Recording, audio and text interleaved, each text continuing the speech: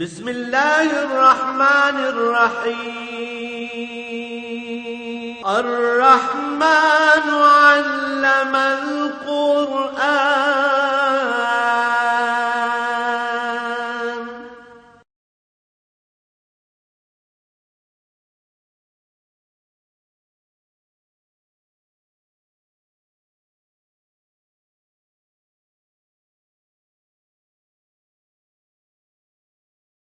الحمد للہ رب العالمین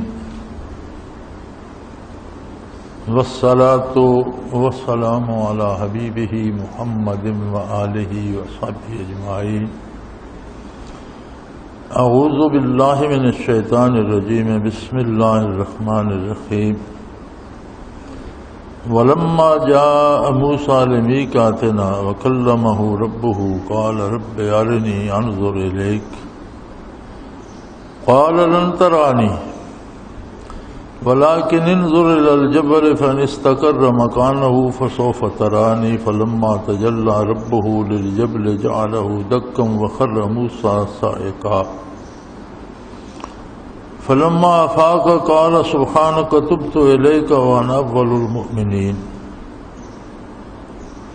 قال يا موسى إن اصطفيتك على الناس برسالاتي وبكلامي فخذ ما آتيتك وكن من الشاكرين.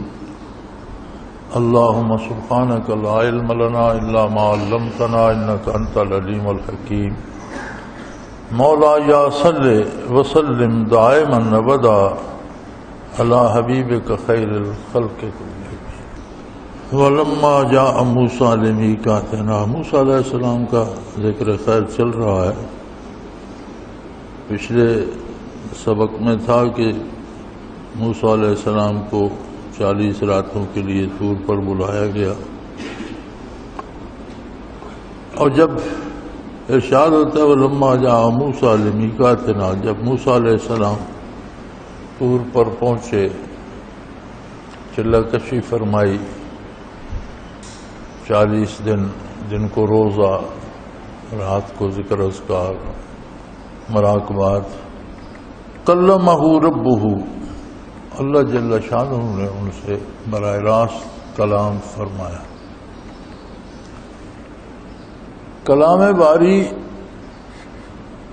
اللہ کی صفت ہے اور اس میں چوں چراں کی گنجائش نہیں ہے. اس کی ذات، اس کی صفات انسانی فہم و ادراک سے ماوراء اور بالاتر ہے. اللہ کی ذات میں فکر کرنا جائز نہیں ہے، اس لیے کہ اس کی ذات انسانی فکر سے بالا تر ہے.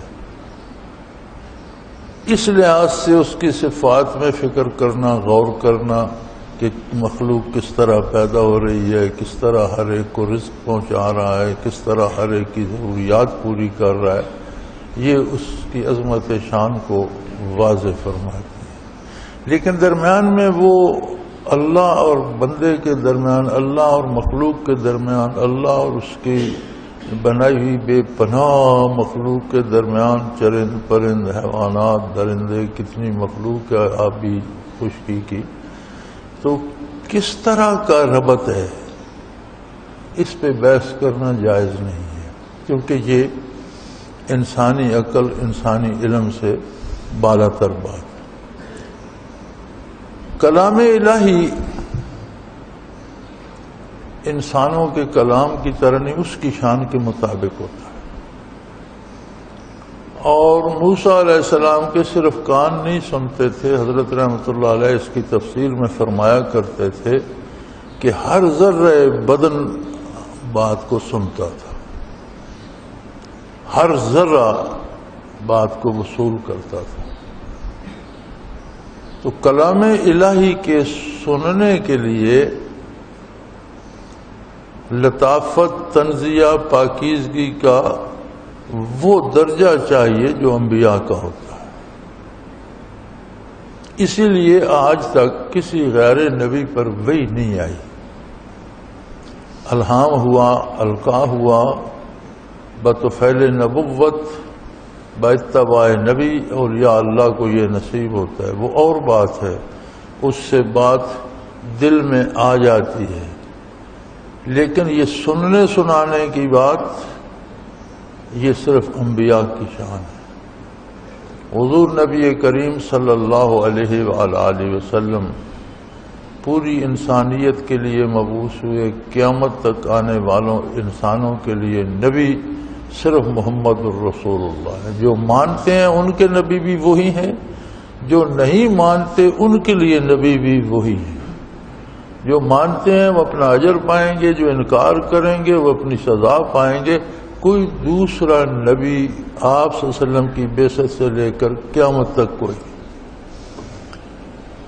عیسیٰ علیہ السلام آسمانوں پہ اللہ نے زندہ رکھے، زمین پہ آئیں گے، خود نبی ہیں، صاحب کتاب ہیں، اپنی کتاب اپنے دین کی ترویج نہیں کریں گے بلکہ اسی دین اسلام کی ترویج با اتباع محمد الرسول اللہ فرمائیں گے۔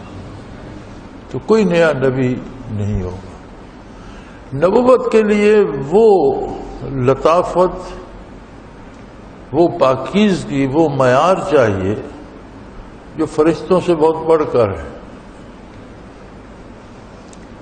اور موسیٰ علیہ السلام کو جب کلام باری نصیب ہوا، یہ بڑی عجیب بات ہے، آپ کوئی بھی خوبصورت آواز سنتے ہیں تو وہ آپ کو مسحور کر دیتی، خواہ وہ بات کرنے تقریر کرنے والے کی ہو، آپ سے مکالمہ کرنے والے کی ہو، کسی گانے والے کی ہو، لوگ دیوانے ہو جاتے ہیں خوبصورت آواز سن کر، اسے بار بار سننا چاہتے ہیں، پھر ہر کوئی جھانکنا چاہتا ہے یہ آواز کہاں سے آ رہی ہے، کون کر رہا ہے۔ ہر بندہ بات کرنے والے کو دیکھنے کی بھی آرزو اس کے دل میں پیدا ہوتی ہے، جب اسے بات پسند آتی ہے تو دیکھنا چاہتا ہے کون بات کر رہا ہے۔ اب کلام باری ہو، اس کے حسن کلام، اس کے حسن خطاب اور اس میں جو لذت آفرینی ہے وہ ویسی ہے جیسی اللہ کریم کو زیب دیتی۔ تو موسیٰ علیہ السلام مخمور ہو گئے، بے تاب ہو گئے اور عرض کی وار الہ، تشنگی بڑھا دی ہے اس کلام پاک نے۔ آپ نے خطاب فرمایا، یہ بہت بڑا کرم فرمایا، لیکن اس خطاب نے تشنگی بڑھا دی ہے۔ تو عرض کرنے لگے قال رب ارنی انظر الیک، اب اللہ میرے سامنے آ جا، مجھے اپنا دیدار کرا دے۔ اب دیکھے بنا دل قرار نہیں پکڑتا، اس نے آپ کی آواز نے تو تن بدن میں آگ لگا دی، بے قرار کر دیا۔ میں زیارت کرنا چاہتا ہوں، میں دیکھنا چاہتا ہوں۔ اللہ تعالی کا دیدار اس عالم فانی میں ان اعضاء و جوارح اور ان آنکھوں اور اس بصارت کے ساتھ ممکن نہیں ہے۔ یہ سب کچھ فانی ہے، وہ ذات اس کا جمال باقی ہے، فانی باقی کو محیط نہیں ہو سکتا، اسے نہیں دیکھ سکتا۔ واقع معراج شریف میں بھی علماء مختلف رائے رکھتے ہیں۔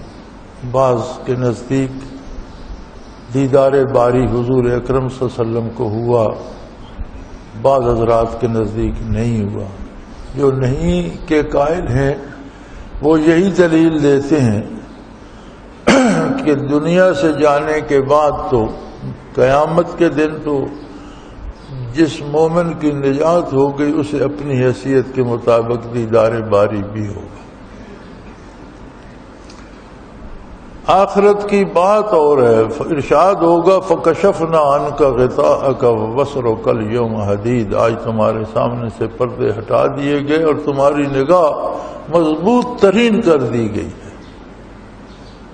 تو وہ نگاہ اور ہوگی، یہ نگاہ جو دنیا میں نصیب ہے اس سے محال ہے۔ لیکن جب حضور اکرم صلی اللہ علیہ وسلم کی بات آتی ہے تو جو قائلین ہیں علماء وہ فرماتے ہیں کہ حضور کو جو رؤیت باری ہوئی وہ اس دنیا میں تھوڑی ہوئی، آپ اس دنیا کے اصول اس ہستی پہ لاگو نہ کریں جو سدرۃ المنتہا سے آگے جہاں تک رب نے چاہا تشریف لے گئے اور اسے وجود عالی سے تشریف لے گئے۔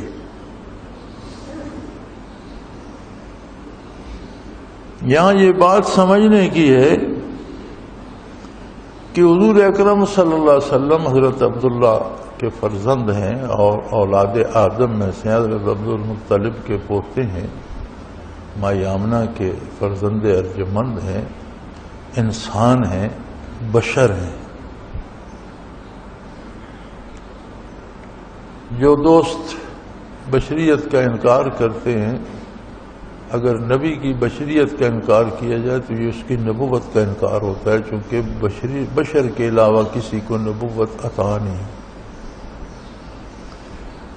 جو لوگ انکار کرتے ہیں میری سمجھ کے مطابق وہ اپنے پر قیاس کرتے ہیں کہ ہم بشر ہیں تو نبی ایسا نہیں ہو سکتا، لیکن دیکھنا یہ پڑے گا کہ کیا ہم بشر ہیں بھی یا حیوان ہیں، کیونکہ بشریت کا معیار جو قرآن کے نزدیک ہے وہ ہے باتباع محمد الرسول اللہ۔ عقیدہ بھی وہ ہو جو حضور نے بتایا ہے اور عمل بھی وہ ہو جو حضور نے کرنے کا حکم دیا، اور اس میں خلوص بھی ہو تو وہ بشر ہے، وہ انسان ہے۔ ورنہ قرآن کہتا ہے اولئک کالانعام بل ہم اضل، یہ جانور ہیں، انسانی شکل میں، انسانی ڈھانچوں میں یہ جانور ہیں، بلکہ جانوروں سے گئے گزرے ہیں، اس لیے کہ جانوروں کو تو اللہ نے یہ استعداد ہی نہیں دی، اور یہ انسان تھے، انسانی استعداد ضائع کر کے یہ جانور بن گئے۔ تو یہ نہیں سوچنا چاہیے، سوچنا یہ چاہیے کہ بشریت محمدیہ جو ہے وہ کتنی لطیف اور کتنی پاکیزہ ہے کہ نوری فرشتے جتنے بھی ہیں ان کے سردار ہیں روح الامین جبرائیل امین علیہ السلام۔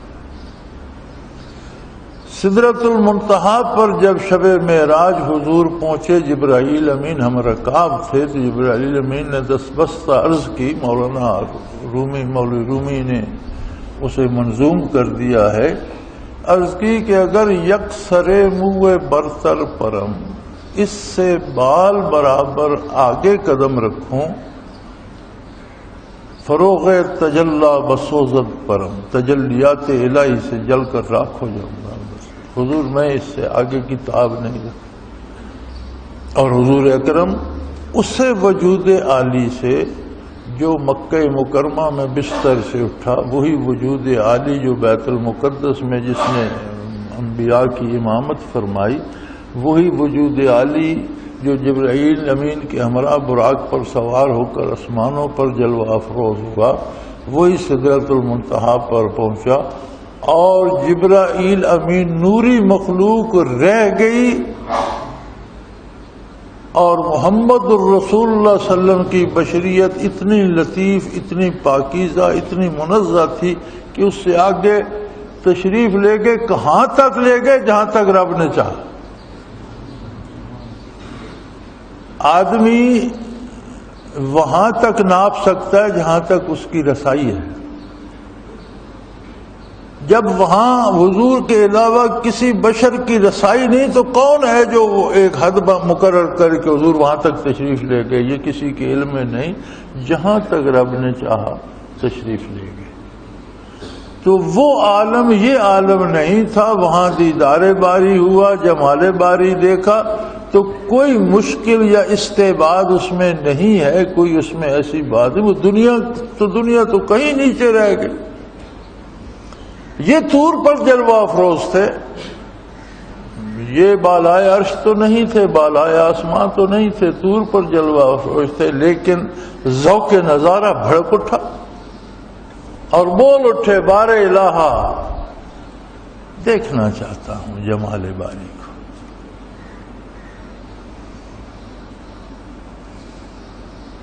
اللہ کریم نے ارشاد فرمایا، کالا لن ترانی، موسیٰ نہیں دیکھ سکو گے۔ یہ دار دنیا، یہ عالم فانی، یہ دنیا کے اعضاء و جوارے، یہ آنکھیں، یہ بصارت، ان میں وہ جرأت نہیں ہے کہ میرا جمال دیکھ سکے۔ لن ترانی، آپ نہیں دیکھ سکیں گے۔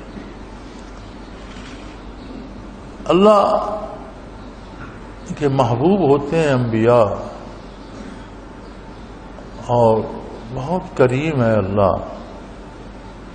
خطا کاروں، گناہ گاروں، کافروں، منکروں کو پال رہا ہے، اپنے بندوں پہ بے پناہ انعامات کر رہا ہے۔ تو انبیاء تو اس کے بہت ہی مقرب بندے ہوتے ہیں۔ بات تو بتا دی، اب بات کافی تھی، اور موسیٰ علیہ السلام کو ماننے میں بھی کوئی آر نہیں تھی۔ نبی سے زیادہ مطیع کون ہو سکتا ہے؟ اللہ کی بات ماننا نبی کی شان اور عظمت ہے۔ ماننے کا حق تو انبیاء ہی ادا کرتے ہیں، ہم آپ تو دکھاوے کرتے رہتے ہیں کہ مان رہے ہیں۔ صحیح دل سے، دل کی گہرائی سے، خلوص سے اور پوری محنت سے اللہ کے حکم کو ماننا، یہ شان انبیاء کی ہے، صحابہ کی ہے، اولیاء اللہ کی ہے۔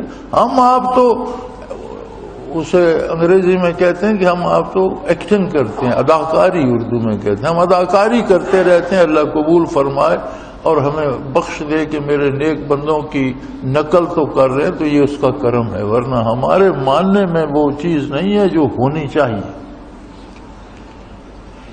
تو موسیٰ علیہ السلام کو کوئی اعتراض تو نہیں تھا، لیکن اس کریم نے سمجھانے کی خاطر فرمایا کہ اچھا دیکھو، ٹھہرو، جس چوٹی پہ آپ کھڑے ہیں اس کے درمیان میں بہت بڑی وادی ہے، اس کے پار ایک چوٹی ہے۔ تو فرمایا وَلَٰكِنْ انظُرْ إِلَى الْجَبَلِ، آپ اس چوٹی پہ نگاہ رکھیں، اس کو دیکھیں۔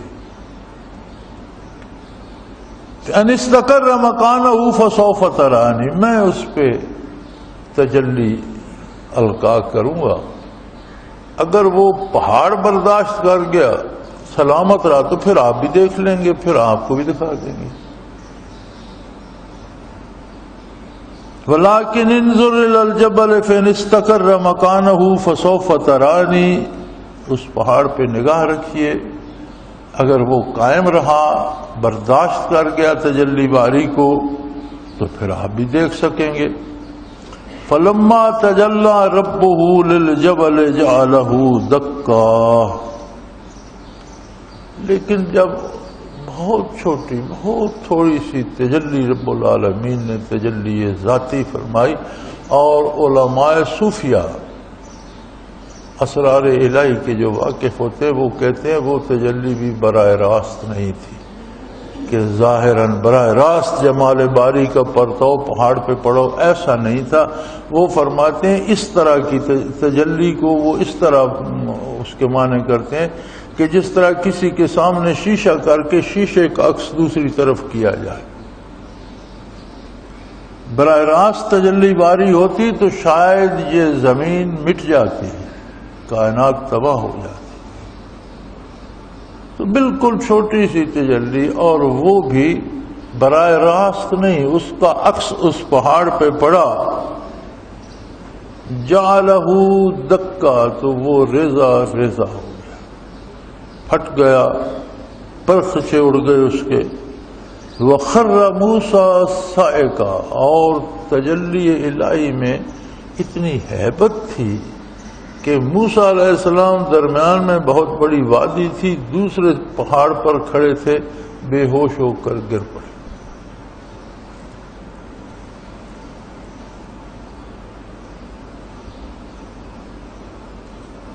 فلما افاقا، جب ہوش میں آئے تو عرض کی قال سبحانک، اللہ تو پاک ہے، تو جیسا کوئی دوسرا نہیں، اور تو ہر کمال کا مالک ہے اور ہر خامی سے پاک ہے۔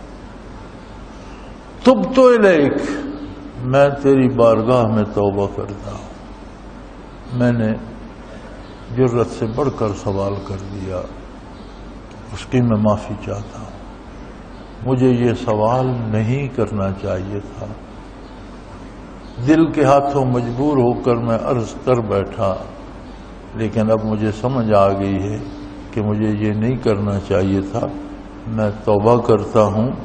وَأَنَا أَوَّلُ الْمُؤْمِنِينَ، اور اللہ تو جانتا ہے کہ میں سب سے پہلا ایمان والا ہوں، یعنی کوئی دوسرا میرے جیسا ایمان نہیں رکھتا۔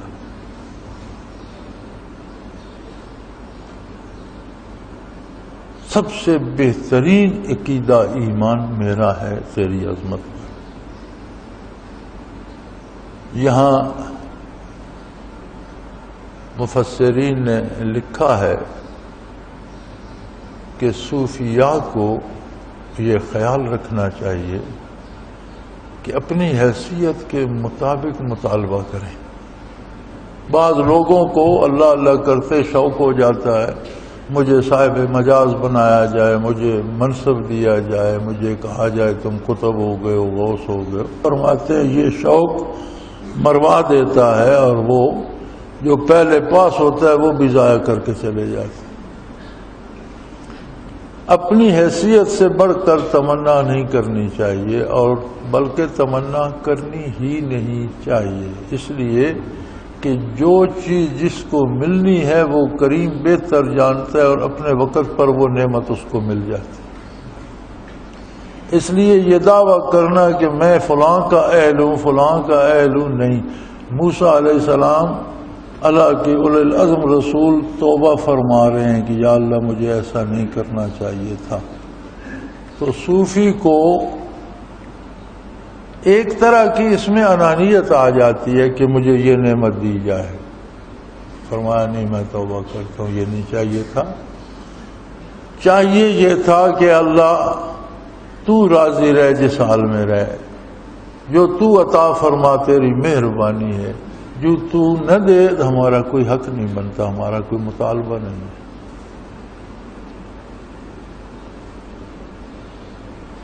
قال فرمایا، ارشاد ہوا، یا موسیٰ ان اصطفیتک علی الناس برسالاتی، یا اے موسیٰ میں نے اس مخلوق اور ان لوگوں میں تجھے اپنی رسالت کے لیے منتخب فرما لیا، اور یہ بہت بڑا عظیم مرتبہ ہے اللہ کا رسول ہونا۔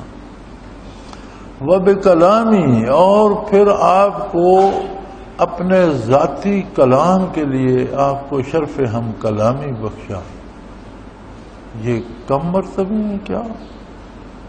فَخُذْ مَا آتَيْتُكَ وَكُن مِّنَ الشَّاكِرِينَ، اے موسیٰ جو میں نے عطا کر دیا ہے وہ لے لیجئے اور اس پر میرا شکر ادا کرتے رہے۔ سو فرماتے ہیں علماء حق کہ صوفی کے لیے بھی یہی اصول ہے، محنت کرے، مجاہدہ کرے، خلوص سے کرے، اور رضائے الہی کے حصول کے لیے کرے کہ اللہ راضی ہو۔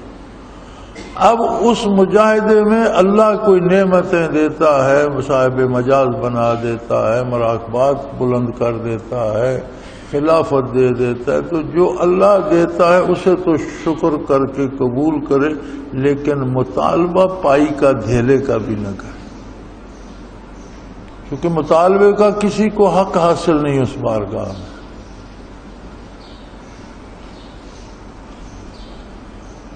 وَكَتَبْنَا لَهُ فِي الْأَلْوَاحِ مِنْ كُلِّ شَيْءٍ مَوْعِظَةً وَتَفْصِيلًا لِكُلِّ شَيْءٍ فَخُذْهَا بِقُوَّةٍ وَأْمُرْ قَوْمَكَ يَأْخُذُوا بِأَحْسَنِهَا سَأُرِيكُمْ دَارَ الْفَاسِقِينَ۔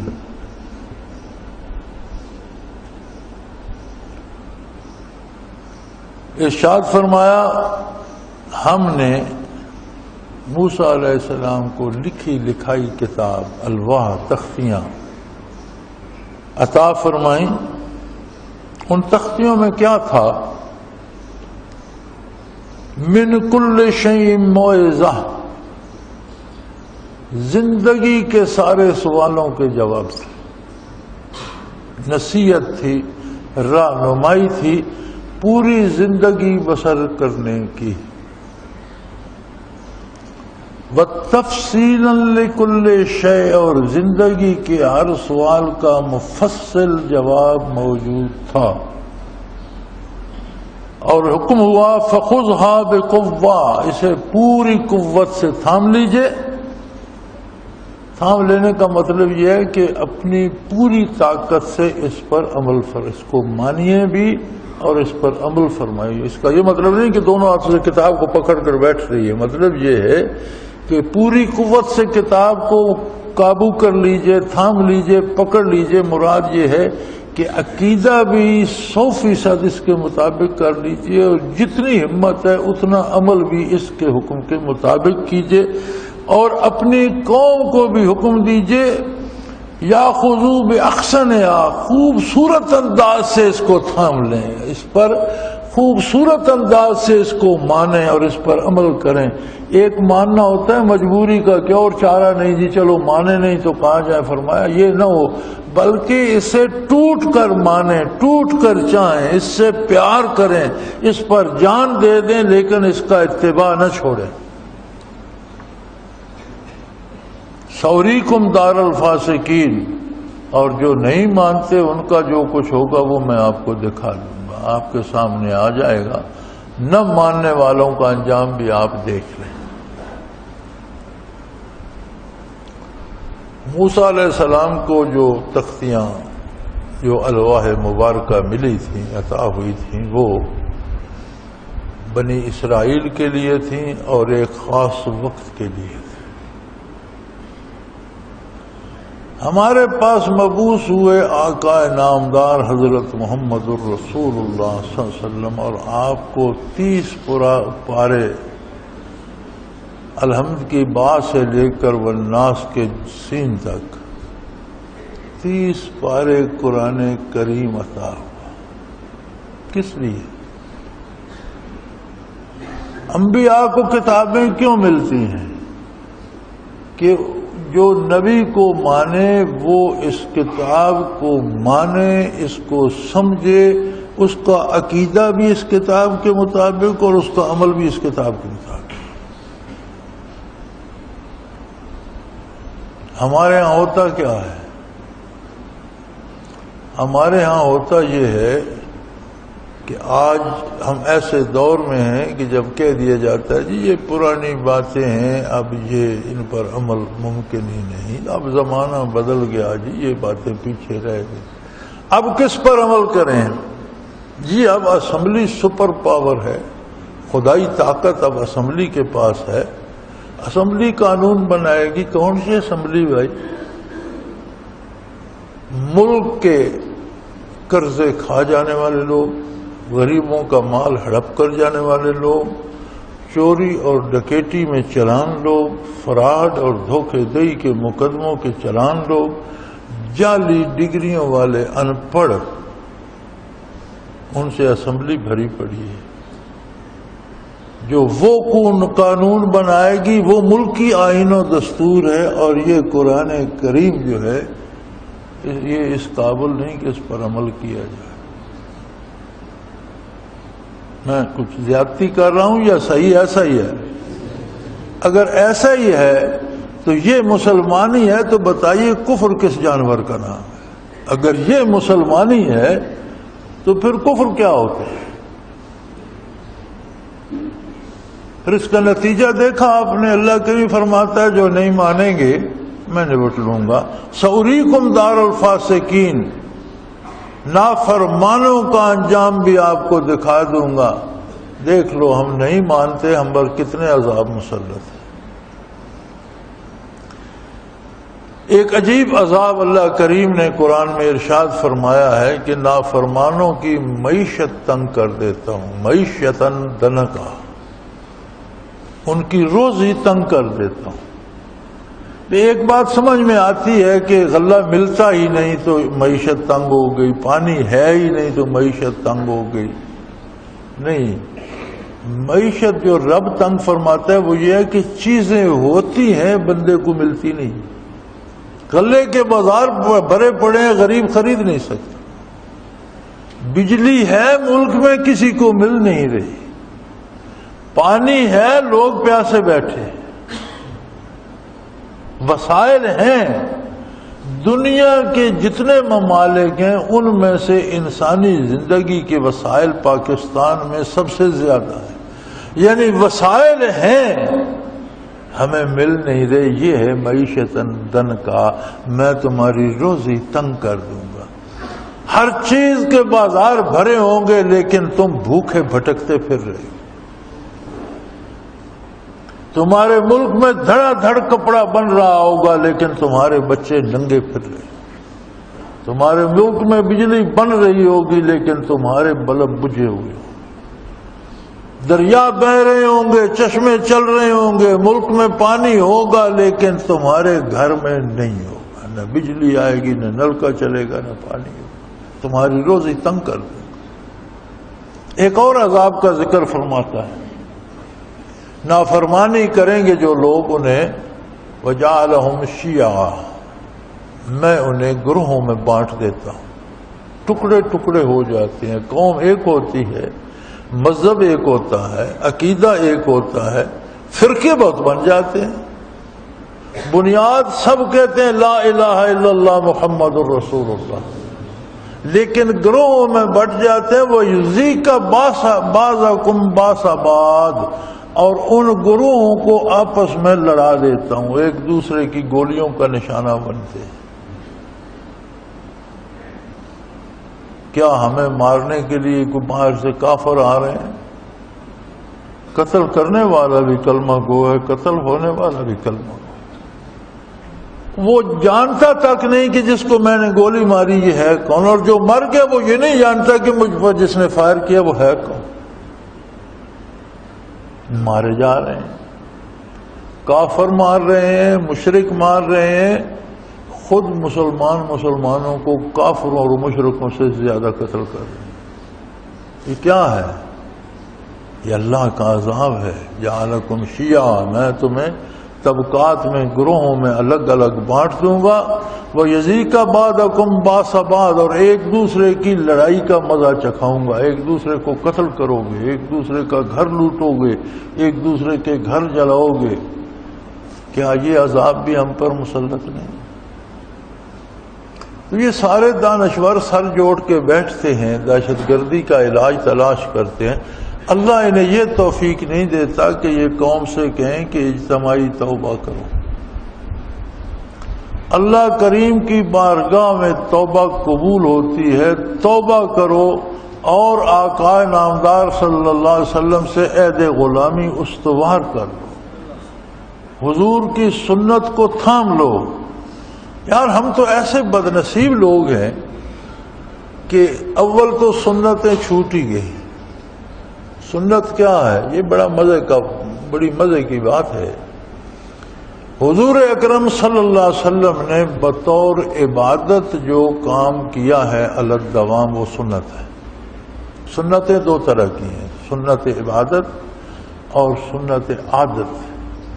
بعض امور عبادت نہیں ہے, امور عادیاں ہیں. بالوں میں کنگھی کرنا, لباس پہننا, جوتے پہننا, ناشتہ کرنا, روٹی کھانا. یہ جو سنن عادیاں ہیں ان پر عمل کیا جائے تو نور علی نور ہے. مثلا حضور دائیں کروٹ سوتے تھے, سنن عادیہ ہے. حضور سونے سے پہلے بالوں میں کنگھی کرنا پسند فرماتے تھے. حضور سرما لگانا پسند فرماتے تھے. یہ سنن عادیہ ہیں. حضور کا لباس ایک خاص قسم کا تھا, نالین مبارک ایک خاص قسم تھے, اس زمانے کے مطابق تھے. وقت بدل گیا, عادات بدل گئی, جوتے اور قسم کے آ گئے, ملک بدلا, لباس اور قسم کا ہو گیا. تو ستر عورت فرض ہے. دو باتیں لباس میں مد نظر رہیں. ایک ستر عورت ہو, پوشیدہ جسم کے پوشیدہ ایسے نظر نہ آئے, اور دوسرا کافروں سے مشابہت نہ ہو. کافر قوموں کا جو مستقل لباس اور ان کی شناخت ہے ان سے مشابہت نہیں ہونی چاہیے. باقی سارے لباس جائز ہیں کہ سنن عادیہ میں, لیکن سنت عبادت جو ہے وہ ہے سنت, اس پر عمل کرنا فرض ہے. شرعی حیثیت حضور صلی اللہ علیہ وسلم کی سنت ہے, لیکن اس سنت پر عمل کرنا فرض ہے. یعنی فی نفس سے ہی وہ عمل فرض نہیں ہے, لیکن جب حضور نے کیا اور حضور کا اتباع فرض ہے تو سنت پر عمل فرض ہے. تو ہم کرتے کیا ہیں؟ اپنی زندگی دیکھ لیجئے, شادی بیاہ, خوشی غمی, سنتیں بھول جاتی ہیں اور ہندوؤں کی رسمیں آگے آ جاتی ہیں. چلو نماز میں تو اللہ کا شکر ہے لوگ سنتیں ادا کر لیتے ہیں، لیکن زندگی کے امور میں جو سنتیں، حتیٰ کہ ہم میت دفنانے جنازہ پڑھنے میں بھی سنتیں چھوڑ کر رواج پر عمل کرتے ہیں اور اسے اپنی شہرت اور بڑائی کا سبب سمجھتے ہیں۔ تو جب بد نصیبی یہاں تک پہنچ جائے تو کیا ہوگا؟ سوائے توبہ کہ اس کا کوئی علاج ہے؟ تو فرمایا اب آپ بھی اے میرے رسول، آپ بھی پوری قوت سے اس کو کتاب الواح کو تھامیے اور اپنی قوم کو حکم دے دیجئے۔ وامر کا لفظ ہے، اپنی قوم کو حکم دیجئے۔ اس کا مطلب ہے کہ احکام الہی پر عمل کروانا جہاں تک ممکن ہو بندہ حکم دے کر کروانا چاہیے۔ جیسے بیوی بچے بندے کے ان پہ اختیار ہے تو بچوں کو بیوی کو حکم دے کر ان سے اطاعت الہی کروائے۔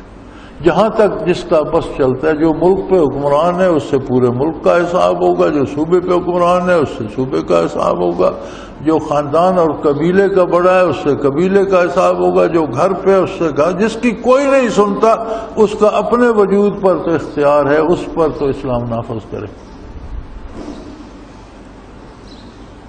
سوریکم دار الفاسقین، اور جو نہیں مانیں گے ان کا حال بھی میں آپ کو دکھا دوں گا، وہ بھی آپ دیکھیں گے کہ ان کے ساتھ کیا ہوتی ہے۔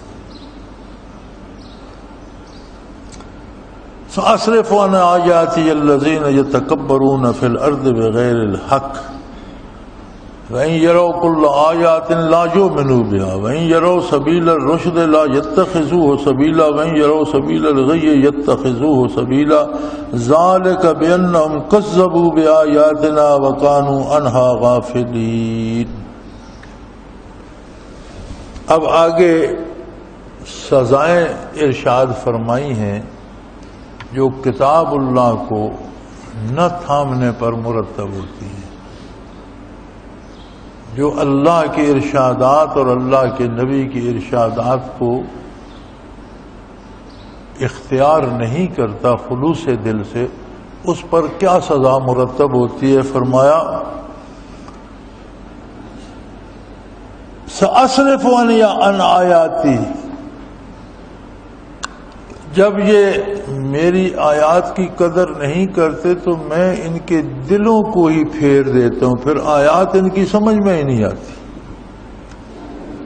جب یہ میرے احکام کی ناقدری کرتے ہیں تو میں ان کے دل ہی پھیر دیتا ہوں، ان پر تصرف فرماتا ہوں، پھر آیات ان کے پلے ہی نہیں پڑتی، پھر ان کو پھر یہ کانوں میں انگلیاں ٹھونس لیتے ہیں کہ مجھ سے یہ بات کرو ہی نہیں، مجھے یہ بات سناؤ ہی نہیں۔ اور یہ سزا اس لیے دی جاتی ہے، ان لوگوں کو دی جاتی ہے الذین یتکبرون فی الارض بغیر الحق، جو ناحق زمین میں اکڑتے پھرتے ہیں اور تکبر اختیار کیے ہوئے ہیں، اپنے آپ کو بڑا دانشور اور عقل مند سمجھتے ہیں۔ یاد رکھیں نبی کے مقابلے میں عقل سوائے تباہی کے کچھ نہیں دے سکتی۔ عقل آخرت کے لیے نہیں ہے، عقل دماغ جو ہے مادی ہے، مادی وجود کی ضروریات کی تکمیل کے ذرائع تلاش کرنا اور ان پر عمل کرنا اس کا کام ہے۔ آخرت مادی نہیں ہے، ابدی حقیقت ہے۔ آخرت سے آگاہ انبیاء فرماتے ہیں جہاں عقل نبی کا ساتھ نہ دے سکے وہاں عقل جھوٹی ہے اور اللہ کا نبی سچا ہے۔ اور اسلام تو کہیں بھی خلاف عقل حکم ہی نہیں دیتا بشرطے کہ عقل صحیح ہو، اور عقل ہی گھوم گئی ہو، اللہ کی طرف سے یہ عذاب آ گیا ہو کہ اس نے اس دماغ ہی الٹ دیا ہو تو پھر اور بات ہے۔ آپ دیکھتے نہیں ہیں کہ اس سارے عذاب کو کبھی آپ کے کسی دانشور نے ٹی وی پر اخبار میں کہیں یہ بات کی ہے کہ اس کا علاج توبہ ہے؟ روز یہی ہوتے ہیں نا مذاکرے کہ اس ساری تباہی کا علاج کیا ہے، تو دنیا بھر کے علاج تجویز کرتے ہیں سوائے توبہ کے، اور اللہ کے رسول کی بارگاہ کی طرف نہیں آتے۔ یہ کون سی دانشوری ہے؟ یہ جہالت ہے۔ فرمایا جو ناحق تکبر کرتے ہیں زمین پر تکبر تو ہوتا ہی ناحق ہے، تو قرآن نے ناحق تکبر کیوں فرمایا؟ تکبر کرنا تو ویسے ہی ناحق ہے۔ ناحق قرآن نے اس لیے فرمایا کہ وہ تکبر کرنے والے خود بھی جانتے ہیں کہ جو اکڑ فون وہ دکھا رہے ہیں وہ حقیقت نہیں ہے، دنیا کے لیے دکھاوا بنا لیا ہے، اپنے آپ کو بڑا ظاہر کر رہے ہیں، اپنی حیثیت سے واقف ہیں کہ دراصل وہ ہیں نہیں جو وہ بن کر دکھا رہے ہیں۔ اس لیے فرمایا کہ ناحق تکبر کرتے ہیں، یعنی وہ بھی جانتے ہیں کہ ہم جو کر رہے ہیں یہ غلط ہے۔ وَإِن يَرَوْا كُلَّ آيَاتٍ لَا يُؤْمِنُوا بِهَا، پھر ان کو سزا دے دی جاتی ہے کہ کتنے معجزات نبوت دیکھیں، کتنی کمالات قدرت دیکھیں، کتنی دلائل دیکھیں، وہ ان کی سمجھ میں نہیں آتی، وہ مانتے نہیں ہیں، مان کر نہیں دیتے، یہ اللہ کی طرف سے سزا ہوتی ہے۔ وَإِن يَرَوْا سَبِيلَ الرُّشْدِ لَا يَتَّخِذُوهُ سَبِيلًا، انہیں نیکی کی طرف بلاؤ تو لڑ پڑتے ہیں، عمل کرنا تو دور کی بات، نیکی کی دعوت دو سننا گوارا نہیں کرتے، اسے مانتے نہیں ہیں۔ وَإِن يَرَوْا سَبِيلَ الْغَيِّ يَتَّخِذُوهُ، اور برائی کا کوئی راستہ کوئی موقع چھوڑتے نہیں، اسے ضرور اختیار کرتے، برائی کے ہر موقع میں چھلانگ لگا دیتے، اور نیکی انہیں پسند ہی نہیں آتی۔ اللہ اتنی سخت سزا آپ نے دی، فرمایا اس لیے کہ انہم کذبوا بآیاتنا، میں نے یہ سزا اس لیے دی ہے کہ انہوں نے بھی تو میری آیات کا انکار کیا، یہ کیا کم جرم ہے؟ اللہ کے احکام کو درخور اعتنائی نہ سمجھنا یہ کم جرم ہے کیا؟ جتنا جرم ہے اتنی سزا ہوگی۔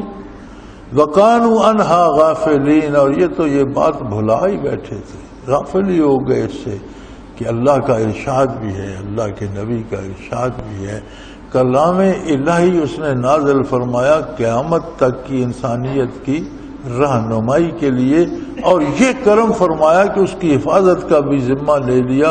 من و ان جو حضور صلی اللہ علیہ وسلم نے ارشاد فرمایا وہی قرآن کریم ہمارے پاس موجود۔ اب اگر ہم اس کی طرف غور نہیں کریں گے تو یہ سزائیں اس پہ مرتب ہوں گی جو ہم بھگت رہے ہیں۔ اللہ ہمیں توبہ کی توفیق عطا فرمائے اور حضور اکرم صلی اللہ علیہ وسلم کا دامن تھامنے کی توفیق دے۔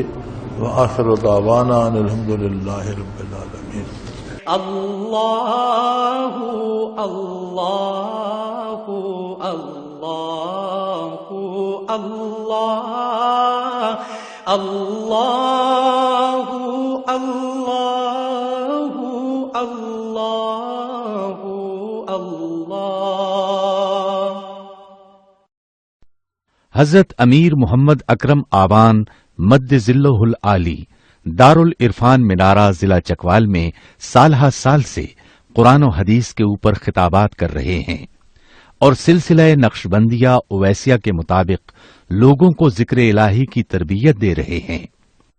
وہ قرآن پاک کی تفسیر ترتیب وار بیان کر رہے ہیں۔ تفسیر قرآن کو وہ موجودہ ملکی اور بین الاقوامی حالات کے مطابق بیان کرتے ہیں۔